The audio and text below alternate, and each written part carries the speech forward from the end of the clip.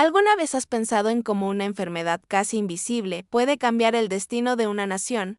Hoy vamos a viajar en el tiempo a un México que apenas despertaba al siglo XX. Para descubrir una historia olvidada pero aterradora, la del tifus, un enemigo silencioso que en 1906 cobró la vida de miles de personas, acompáñame a desentrañar cómo esta plaga, transmitida por piojos, puso en jaque a todo un país. Para entender la magnitud de esta tragedia, primero debemos situarnos en el México de principios del siglo XX. Era la época del Porfiriato, un periodo de aparente paz, orden y progreso. Se construían ferrocarriles. Crecía la industria y las ciudades se modernizaban con elegantes edificios de estilo europeo. Parecía que México estaba en camino de convertirse en una potencia moderna.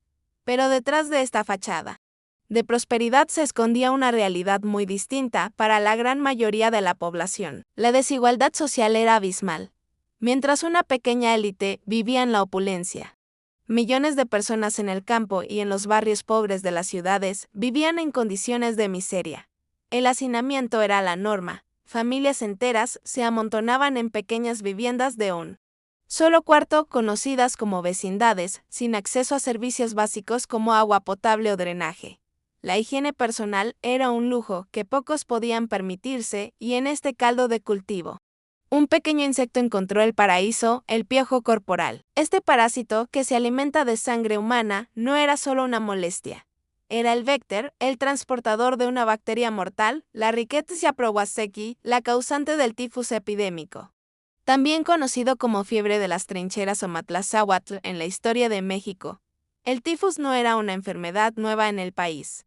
Había causado estragos en épocas anteriores, especialmente durante tiempos de guerra y hambruna.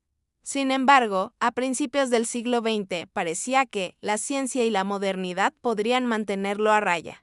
Pero la realidad fue otra. El brote de 1906 no surgió de la nada. Fue el resultado de años de condiciones insalubres acumuladas. La enfermedad se propagaba rápidamente en lugares concurridos y con poca higiene, cuarteles militares, prisiones, hospitales y, sobre todo, en las abarrotadas vecindades de las ciudades. Un solo piojo infectado podía saltar de una persona a otra y al rascarse la picadura, la persona introducía las heces del piojo, cargadas de bacterias, en su propio torrente sanguíneo. Los síntomas eran devastadores. Comenzaba con fiebre alta y repentina, escalofríos intensos y un dolor de cabeza que los sobrevivientes describían como insoportable.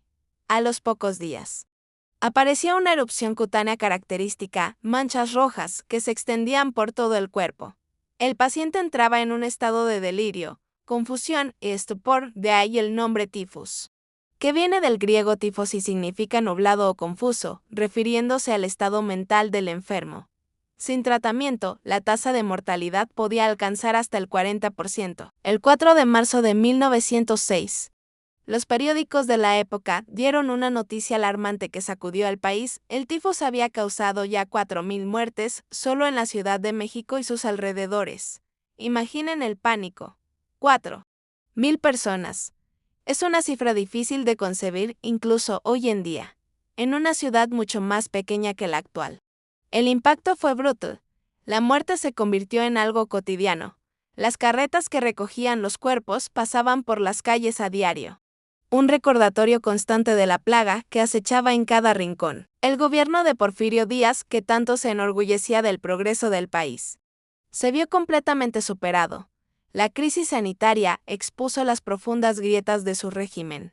Las autoridades sanitarias, lideradas por el respetado Dr. Eduardo Liceaga y el Consejo Superior de Salubridad, hicieron lo que pudieron con los recursos limitados y el conocimiento de la época. Se lanzaron campañas de salud pública a una escala nunca antes vista.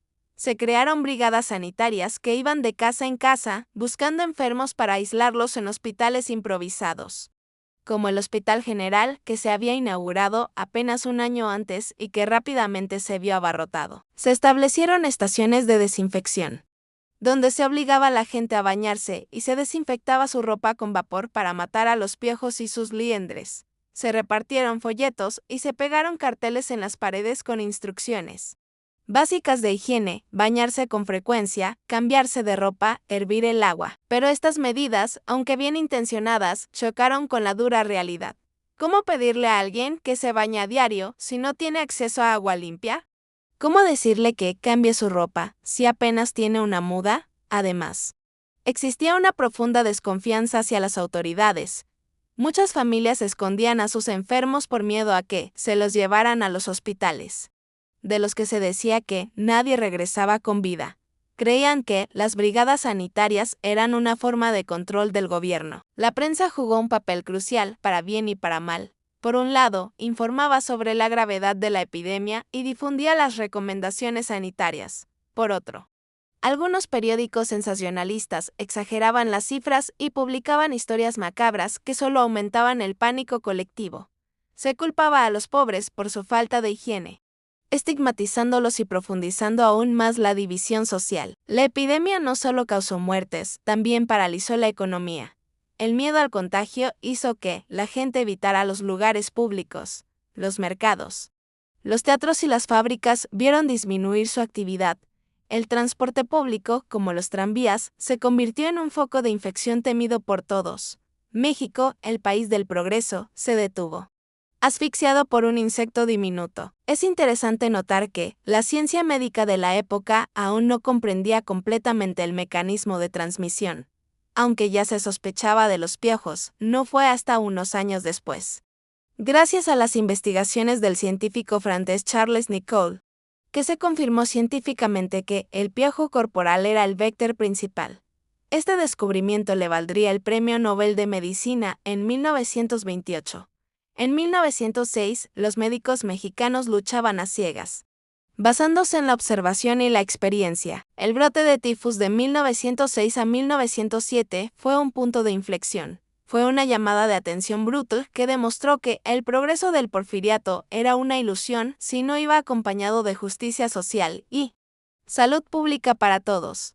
La epidemia evidenció la fragilidad de un sistema que había ignorado sistemáticamente a la mayoría de su población. Algunos historiadores argumentan que esta crisis sanitaria fue uno de los muchos factores que contribuyeron al descontento social que finalmente estallaría en la Revolución Mexicana en 1910. La incapacidad del gobierno para proteger la vida de sus ciudadanos frente a una enfermedad previsible minó su legitimidad y alimentó el resentimiento popular. La gente vio con sus propios ojos que el orden y el progreso no llegaban a sus hogares, sino que la enfermedad y la muerte sí lo hacían. A medida que el brote fue cediendo, gracias a las medidas sanitarias y a los cambios estacionales, dejó lecciones importantes. Se hizo evidente la necesidad de invertir en infraestructura sanitaria, sistemas de agua potable, drenaje y vivienda digna. La epidemia impulsó el desarrollo de la salud pública en México y fortaleció instituciones como el Consejo Superior de Salubridad. Hoy, más de un siglo después, la historia del tifus en 1906 nos sigue hablando. Nos recuerda que la salud de una población está íntimamente ligada a sus condiciones sociales y económicas.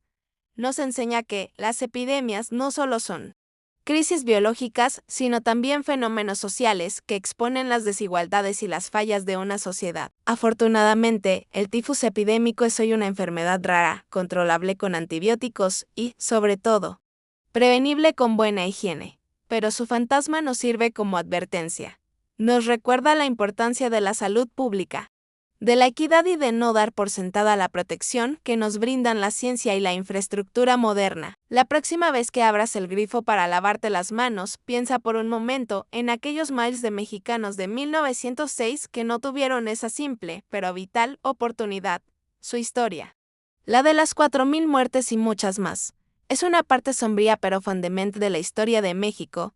Una lección escrita con dolor que no debemos olvidar. Gracias por acompañarme en este viaje al pasado.